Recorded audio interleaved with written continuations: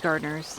It is May 20th, 2023, and I thought I'd share my apricot trees with you. They are ripening up at this point, and I have to say that this is probably the biggest crop of fruit that I have ever seen on this tree.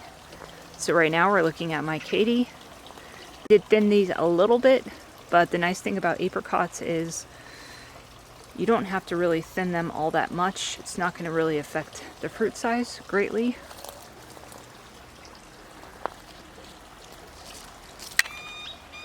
Katy usually gives me about 50 to 100 apricots each year, but you can see this year it looks like more like 300.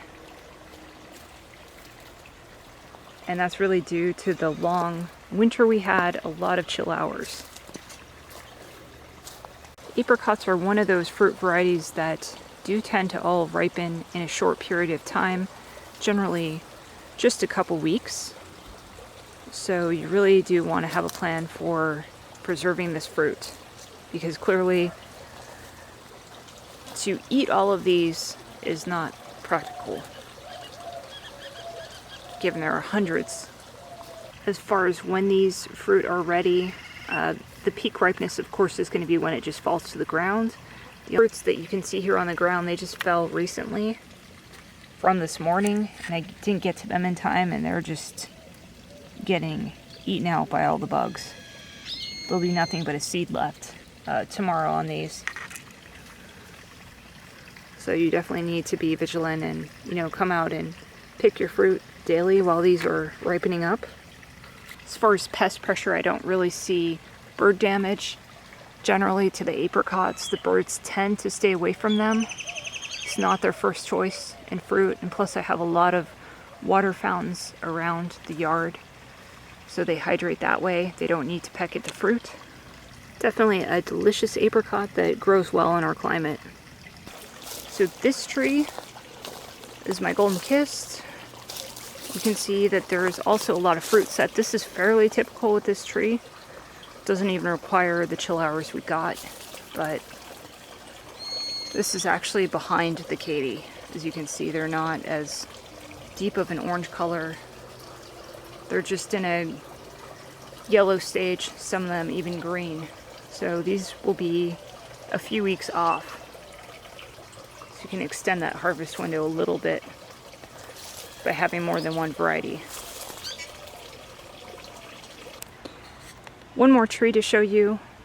Again, I've never seen the fruit set that I am this year, and I think it's due to the high chill hours we got. We got something in the neighborhood of 400 to 500 chill hours versus the more typical 150 to 200.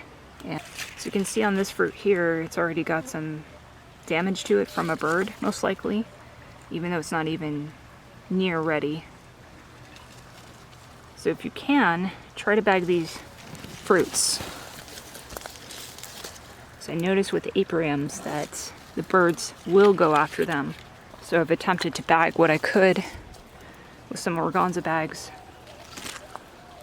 You can see these bags around the fruit.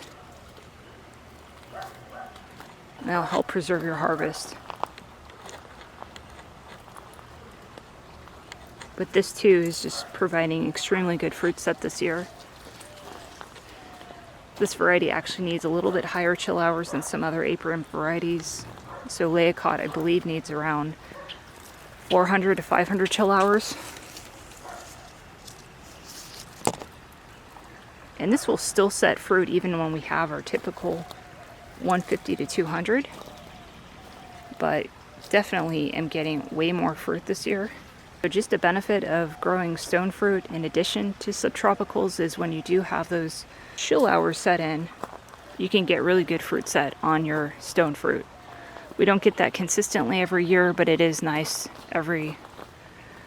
once every several years. Hope you enjoyed this quick update. Thanks for watching and happy gardening.